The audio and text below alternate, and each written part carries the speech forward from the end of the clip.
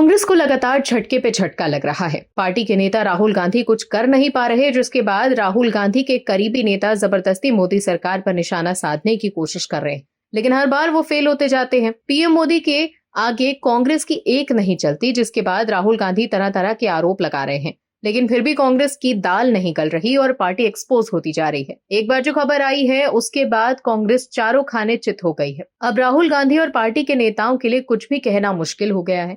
दर्शकों, जो कांग्रेस लगातार बीजेपी पर प्रश्न चिन्ह खड़ी कर रही है कि मोदी सरकार विदेश नीति के मोर्चे पर फेल हो गई है, लेकिन पीएम मोदी ने एक बात तो साफ कर दी है कि विपक्ष कितना भी हल्ला कर ले, लेकिन वो साइलेंट होकर अपना काम करते रहते हैं, जिसकी बानगी देखने को मिली है। जिस तरह से कनाडा भारत के शर्तों के साथ रिश्तों को मजबूत करने के लिए तैयार हुआ। अब कांग्रेस को समझ में आ गया होगा कि मोदी जी के लिए राष्ट्रहित हमेशा से ही सर्वोपरि रहा है।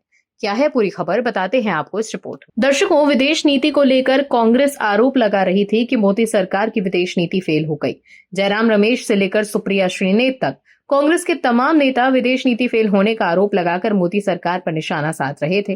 कांग्रेस के नेता जयराम रमेश ने दावा किया था कि G7 समिट में शामिल होने के लिए पीएम मोदी को न्योता नहीं मिला है, लेकिन उनकी बात गलत साबित हुई। रमेश ने आगे कहा था कि कनाडा में होने जा रहे इस महत्वपूर्ण सम्मेलन में इस बार भारतीय प्रधानमंत्री की गैर मौजूदगी एक बड़ा कूटनीतिक झटका है, लेकिन अब पीएम मोदी ने दिखा दिया कि क्यों दुनिया में उनका डंका बजता है।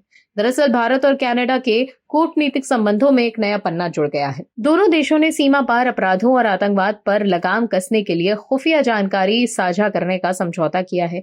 इस बड़े फैसले की जानकारी बीजेपी के राष्ट्रीय प्रवक्ता प्रदीप भंडारी ने दी है। उन्होंने एक्स पर अपने पोस्ट में लिखा, बड़ा अपडेट, भारत और कनाडा ने आतंकवाद और अंतर्राष्ट्रीय अपराध पर खुफिया जानकारी साझा करने का समझौता किया है। प्रधानमंत्री नरेंद्र मोदी के नेतृत्व में एक बड़ी कूटनीतिक जीत। तनाव के बीच भी राष्ट्रीय हित को प्राथमिकता दी गई। कांग्रेस के नकारात्मक लोगों ने मजबूत विदेश नीति का मजाक उड़ाया था, आज वही लोग बेनकाब हो गए हैं। ब्लूमबर्ग रिपोर्ट के मुताबिक भारत और कनाडा की सरकारें अपराध, आतंकवाद और कट्टरपंथ पर जानकारी साझा करने के लिए एक नया ढांचा तैयार कर रही हैं। 2 साल पहले कनाडा ने भारत पर वैंकूवर में एक सिख कार्यकर्ता की हत्या करवाने का आरोप लगवाया था। हालांकि भारत ने इसे सिरे से खारिज कर दिया था। अब इस नए कदम से दोनों देशों में भरोसा फिर से बहाल होने की उम्मीद है।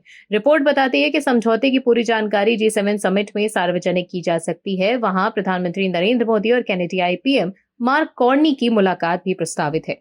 तो देखा आपने कैसे पीएम मोदी लगातार देश हित में काम करते जा रहे हैं, लेकिन कांग्रेस सिर्फ राजनीति करने की कोशिश करती है, लेकिन उसमें भी पार्टी फेल हो जाती है। कांग्रेस के नेता जो G7 शिखर सम्मेलन में भारत की अनुपस्थिति को लेकर दावा कर रहे हैं कि ये बयान दे रहे थे कि भारत के लिए महत्वपूर्ण कूटनीतिक चूक है, वो अब बैकफुट पर आ गए हैं और बीजेपी अब उन पर निशाना साध रही है। कांग्रेस को आरोप लगाने से पहले सोचना चाहिए कि उनके सामने पीएम मोदी जैसा ताकतवर नेता खड़ा है, जिनके आगे दुनिया के तमाम बड़े नेता नतमस्तक रहते हैं। आप दर्शकों से विनम्र निवेदन है कि चैनल को सब्सक्राइब जरूर करें